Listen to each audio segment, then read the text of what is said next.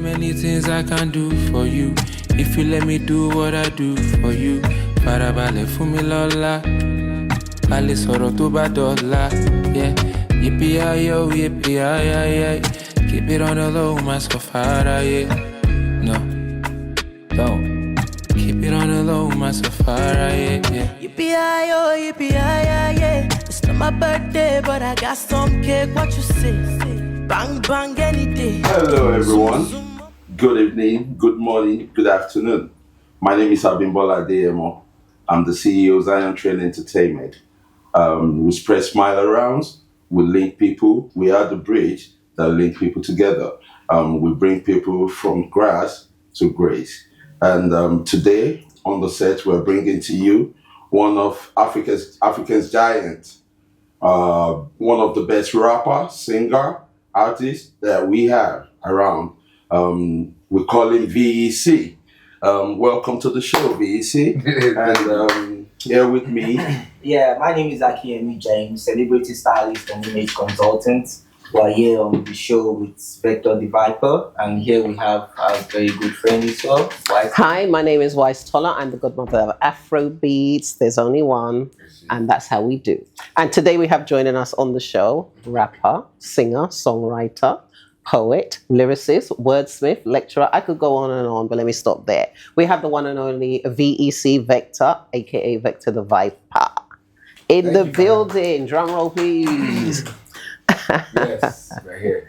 So yes, it's an honor. It's an absolute honor to have you here on the show, joining us. And you know, we don't get to sit down in the presence of GOs. Some people will say OGs, isn't it? But we're saying GOs, General Overseer of Rappers. So we're happy to have you here today. But you know, like, we know that your journey has been one that has been going for quite a long time. But I want to take you back to the beginning of your journey, because for people that don't know, they'll see you on social media, and they say, "Oh, this guy, he raps, he does everything, he's good." But you didn't start off just coming out and rapping. You have an ear for music, you have an ear for sound, and that started in the church. Yeah. Yes, for those of you that don't know, his music journey started. But take us right to the beginning of how it started for you. How did it start for you? Growing up as a child, how did it start? How did you start just putting words together and just banging them out like that? So as for putting words together, I think that's just a natural thing. Because I always teased my mom as a kid with wordplay, right? But then I wouldn't know it was called wordplay, and my mom wouldn't know anything about rap references either. Mm-hmm. So I become an adult and rapping, and I'm like, that thing mom used to say is actually called wordplay. So as for putting words together, it's just been like a normal thing. But with music, it was from the choir, and I didn't start inside of the choir. So my sister always go for choir practice, and everything she learned, she'd come back home and use me as experiments, right? So the first one she did, I guess that's how she realized that I could hold my notes, even though someone else was singing another part to it. So I think she said, when I say so far, that's all you say me, re, fa, mi, I would say it together, and I held my notes. I was like, oh, you'll be able to harmonize. And from there, I got into the choir in the White Garment Church, and I just became there were two lead tenorists in the mass choir. It was myself and Tolu. Okay. So I started properly singing, but as for putting words together, it's kind of like a natural thing. Wow. So have you always wanted to be a rapper? Because just for those listening, have you ever done a 9 to 5? As much as I dress like it, no.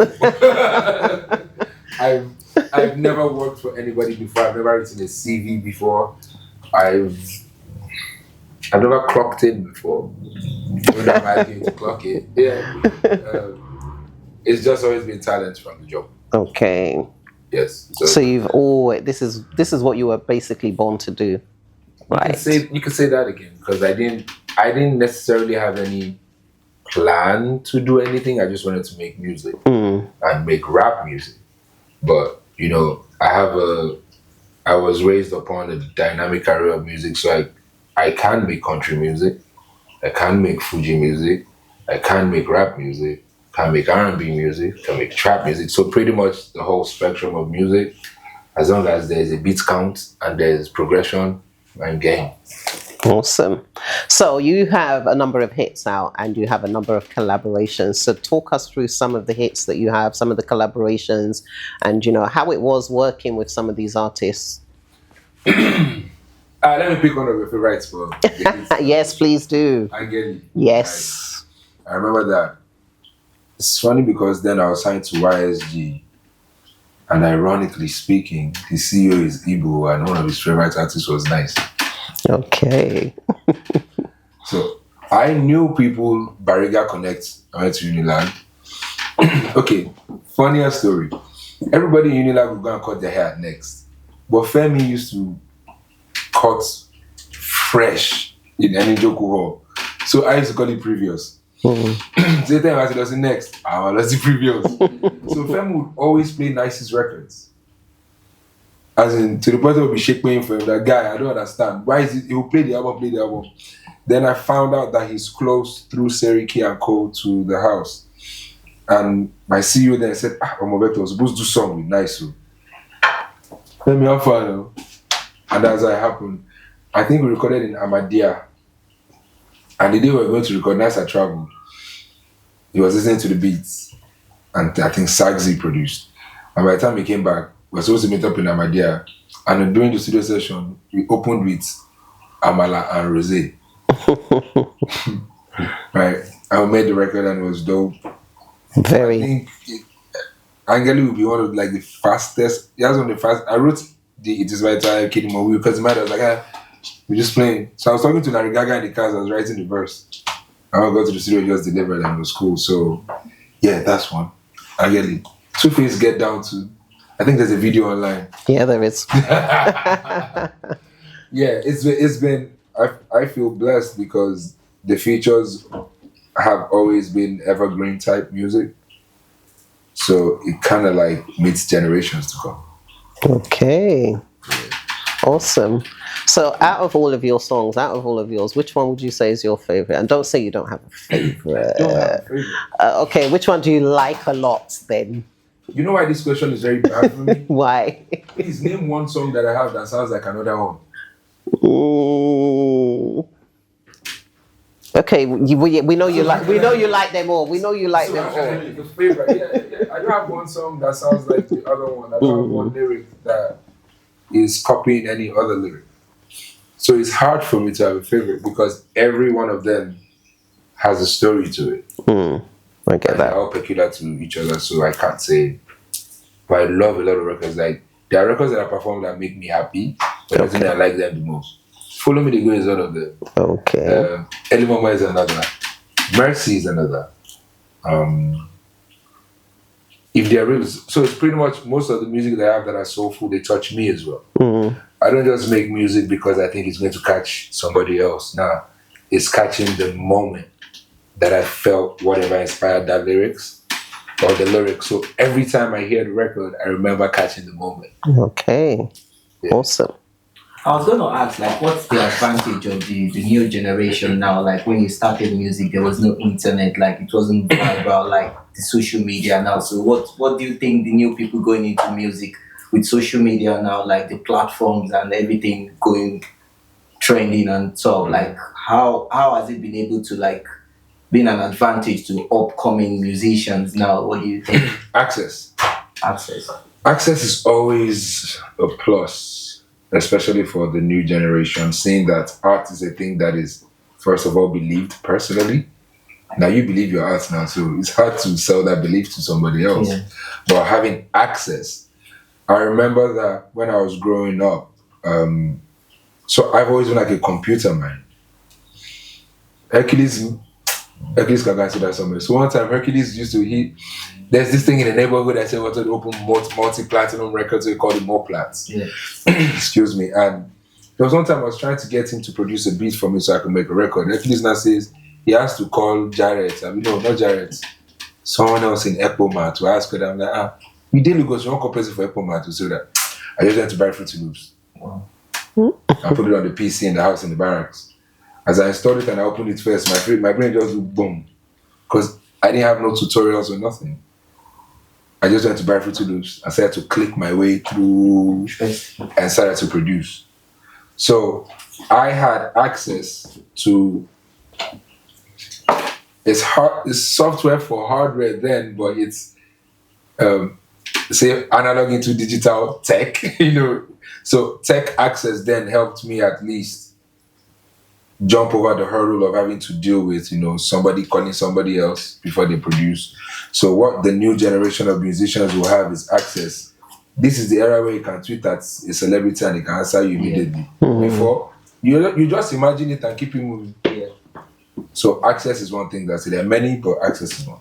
Yeah, there's so much whispers around now about you and Sean Kuti. Like, there's something really coming up. Is there anything like we're going to be looking out to see? It's not whisper anymore now. Everybody, they matter. Yeah, we have a project coming in, and we have projects that we're working on together. So yeah, you're not wrong by that. So, Vector, I'd like to take you back to your collaborations. Okay. You did a song with Movado, yeah. Manaba leader. Yeah. Do you mind sharing with us that experience?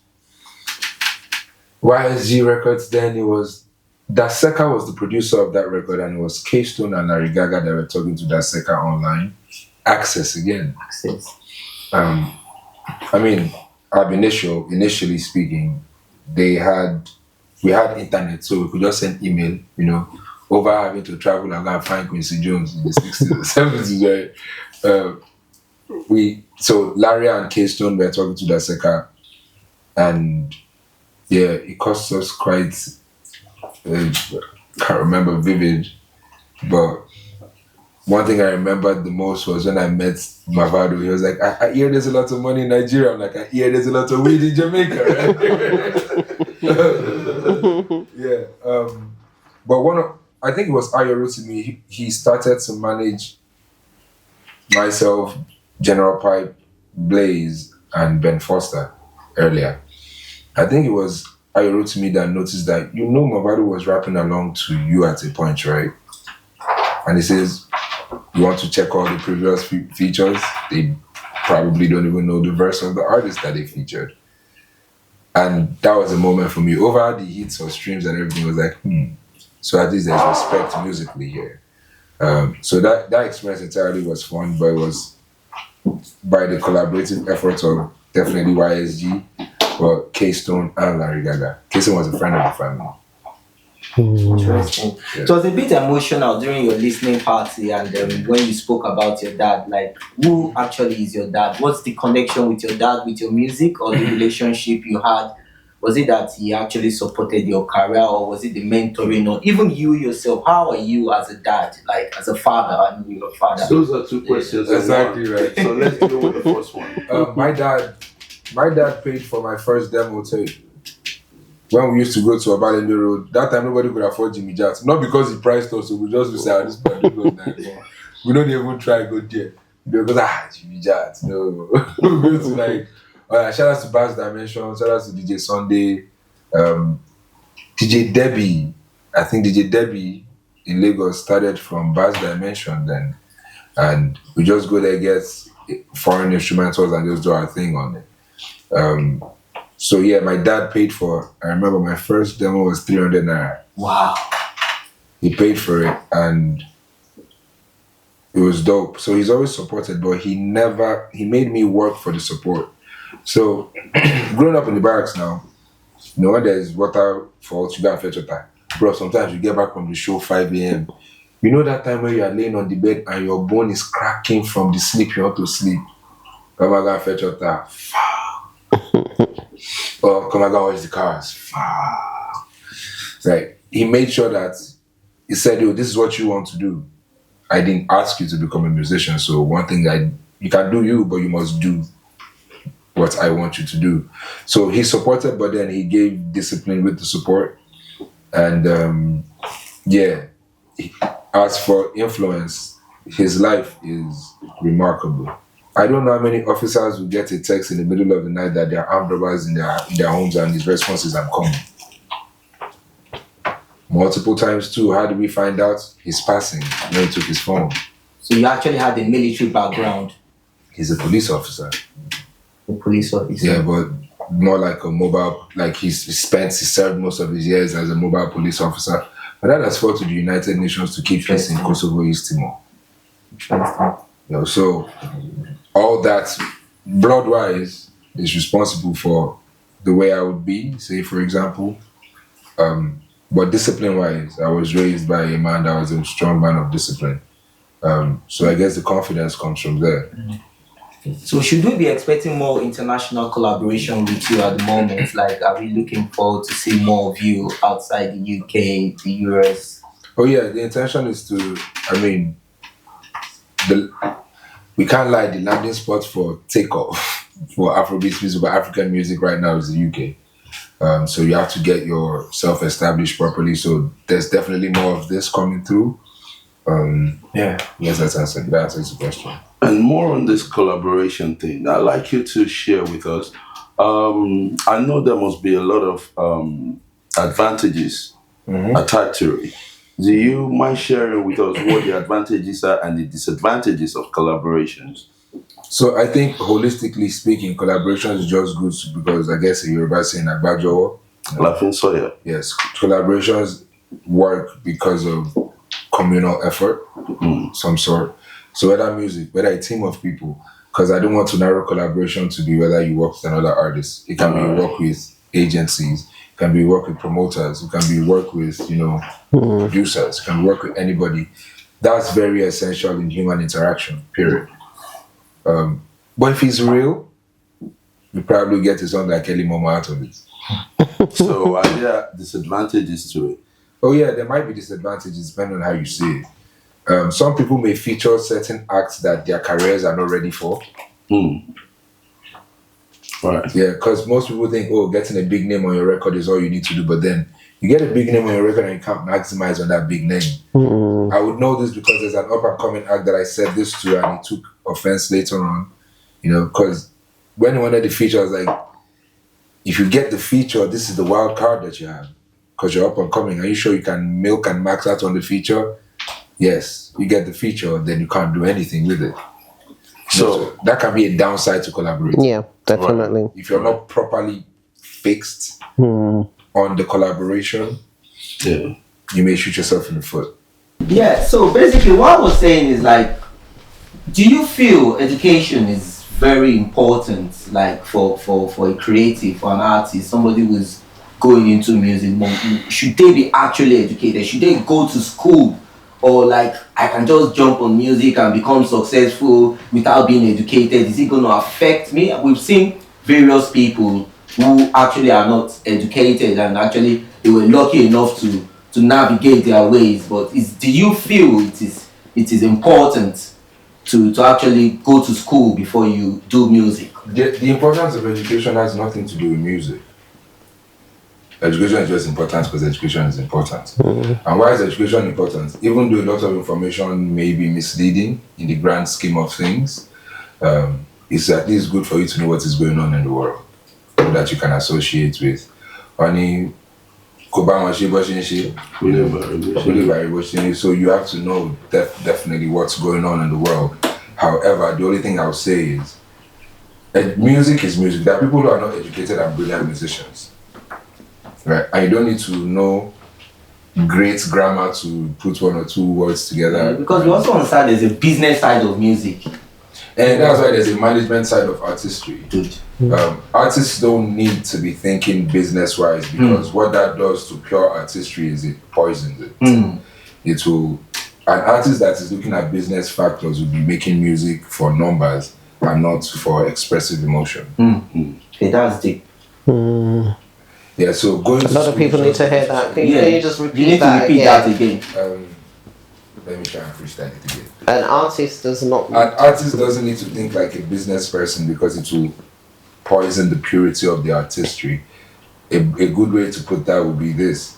If you follow the template of Afrobeat on TikTok, you make the same exact type of sound, the same exact type of melody range, then if all fingers are not equal, how come most music are sounding equal?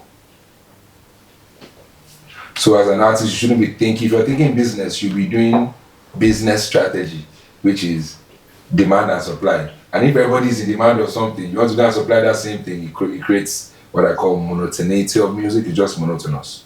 It's just the same idea, the same melody, the same kicks, the same snares, the same bounce. So yeah, an artist needs to be purely artistic and then have a manager deal with that. The only thing you must not have with your manager is trust and respect. You know, you trust the person and respect them enough to decide on your behalf. But all you need to do as an artist is make sure that at least when they wake you from your sleep to be an artist, you always deliver. And find a manager when they wake them from their sleep to deliver as management, they will always deliver. That way you cater to both the pure artistic side and the music business side of artistry. How do you deal with fame, basically? Because being a celebrity stylist, I've worked with a few celebrities and I've asked them questions and like saying me or going out, like, oh, you're in a shopping mall, people asking you for pictures, like sometimes even myself, I might not even be in the mood. Like, how do you cope with these things when you go to certain places, when people walk up to you like, oh, that is Vector the Viper, oh, can I have a picture? And if you are not even in the mood or your mental health is not, how do you deal with circumstances like this? I don't cope, I enjoy most of them actually. It's always fascinating to me, like, wow, so you're losing your shit over me. You know, like, I don't, bro, we all die the same way. So I don't see myself in any way better than anybody. And anybody can be famous. If you're naked today on social media now, you become famous. That's how easy it is to become famous. So that brings me to this question. I know nothing in life comes easy. And so whatever job that you're doing, Except ejaculation. that doesn't come easy. You still have to make some moves. It comes easy, that's what. Oh yeah, it does. All right. So how you dealing? It comes easy. Yeah. So how have you been dealing with the state of things, especially with your mental state? Health, yeah. You know, because I noticed I've been opportune to meet with a couple of sport persons, artists, and a lot of people, and I realized there are things going on in people's life that you don't see on the TV, but then there are people like you, just like you said. How have you been coping? I know probably it's been a very differently easy road for you, unlike other people, but however, how have you been coping? The mental health. Yeah, mental health. The easy road. Again, if you are, for example, because I'm Yoruba, if you are genuinely Yoruba, is it not Yoruba adage that says, Baby. how are you Yoruba and you don't have alternate thoughts for bad things that happen to you? But that's on the side. For me, how are you an artist and you are sad? When music is your life and you don't have to pay for it. You just have to make it. So music is the only thing that I know right now that you can turn anything into positivity with. A good example, I lost my dad, sad times. I named an album after him, Happy Times. Deep. Really, it's really not deep when you think about it. Even though I believe what is deep is what's simple. It is. Why things are deep to many people is because they've overcomplicated the simplicity of things. You're an artist, for example. How are you having mental health problems when you can go and sing about what you're going through? And the melody will make you feel good. Like, melody. You get what I mean? Like, how dare you not use your shield? But in the past, we've had stories of American rappers and people who had gone into depression, even gone into rehab, you know, like just because of the fame, the money, and you know. We can't shy away from our forefather. Self-created problems. Yes, we can't shy away from our forefather. You've, bro. It's where you're in. You know, it's the mind state you're in. We were making a record yesterday, and the guy says, "Oh, I know that smoke and everything. Someone, you know it's in your mind before you smoke now. Man cannot escape having to tame his thoughts. So if you're an artist again, and music really saves your soul, how come your soul is in distress and you make music for a living? Do you mind if I come in there? You may. You see, our minds works differently, and these minds, they seems to be stronger than one another. Okay. You understand? Whether you're a musician, actor, carpenter, whatever that you're doing, I think we have different level of confidence, and you know, the mindness is different.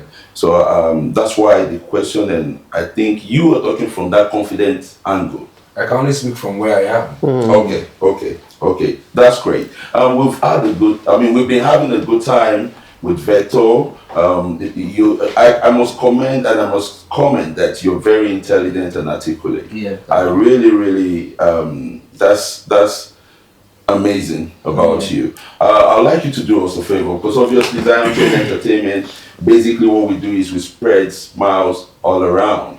I'd like you to put a smile on the faces of the people watching us. You know, if you can just give us a freestyle, or maybe it has to do with Zion Train, maybe it has to do with England, or you know. We as in England. You know. Wait, that's crazy, right? Because so he says Zion Train. Yeah, Zion Train Entertainment. Yeah. Okay. I'm kidding. I have it. We're so ready. We're so ready. The rest of last Friday. Alright. And the sky is still launching like that. You know, metal bird, iron plane, Victoria lines when you sniff them. Call that the Zion Train. And it's okay for rappers to take shots. Go ahead, keep trying. But when it comes to this chili with the sauce, I'm Saka with the 3 lions. Let's go. We got it's too hard. Thank you for coming. Thank you. That's you. I appreciate. That's you. Thank you, everybody. It's my birthday, but I got some cake. What you say? Bang bang any.